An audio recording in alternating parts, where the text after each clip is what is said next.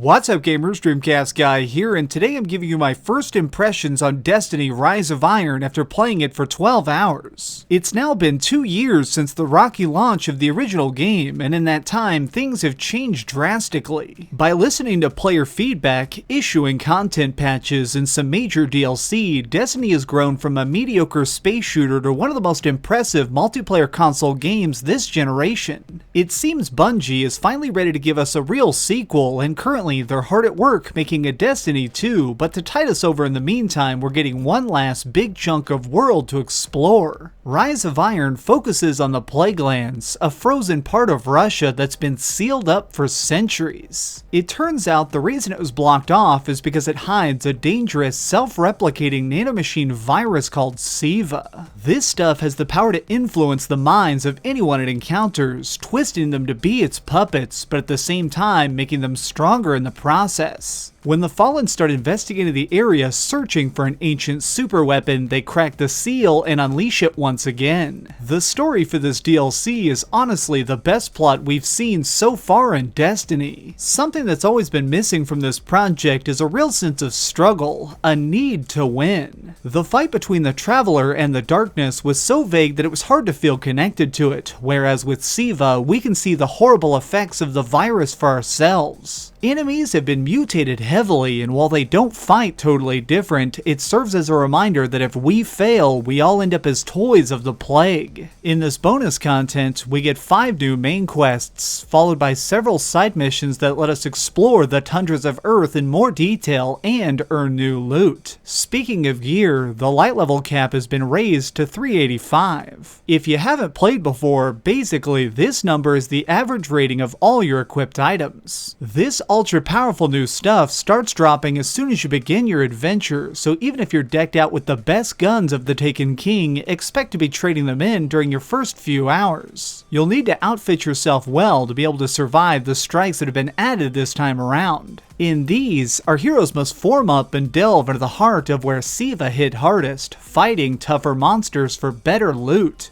As of the writing of this script, we have one primary strike called the Wretched Eye, along with remixed versions of 2 older strikes. There's also an arena called Archon's Forge where we can team up with others to take on waves of infected Fallen, but from my experience so far, this zone feels very limited and boring. In 4 days, we're also getting a new raid on top of everything else, but really nothing's known about it. As a whole, the single-player content is much better designed than previous DLC. The new social area is cool, vendors give more interesting quests, and even random patrols are more fun. Where Rise of Iron is at its best though is in the Crucible. Player versus player combat has always been a highlight of Destiny. If you aim carefully, run fast, and watch your partner's back, you could rack up some high scores to unlock greater gear. No place is this more important than the game mode's supremacy. Now, whenever somebody dies, they drop a marker on the ground. If the enemy team picks it up, they get a point, but if you grab it first, it stops them from scoring. It's essentially a more tactical deathmatch that requires you to dive head first into the fray. Playing this game type on the 4 new maps is extremely entertaining, but I do think that it's a good idea to turn off the announcer for it. Every time you pick up a point or go on a killing spree, the voiceover gets in such a hurry to say everything that it almost seems to interrupt itself. Stuff is happening so fast that the game itself has trouble keeping up with narration. Overall, I think this expansion is really smartly developed, but lacking in content. The tweaks to the world and combat make gameplay better than ever, and yet it's missing a lot of the size and scope that made the Taken King so fascinating. That being said, if you're still playing Destiny at this point, this is an absolute must. I just wish that Bungie went a little bit further, making their final DLC more epic. Okay, so we've heard some good and some bad, but let's head over to the ratings board and put a big number on it.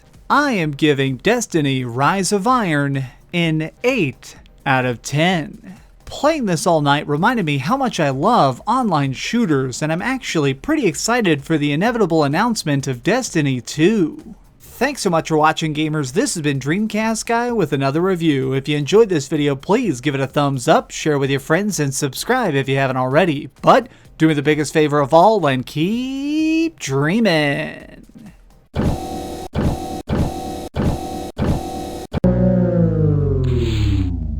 Thanks so much for watching. If you liked this video, maybe check out my last video. Please subscribe, and if you want, share this somewhere with your friends.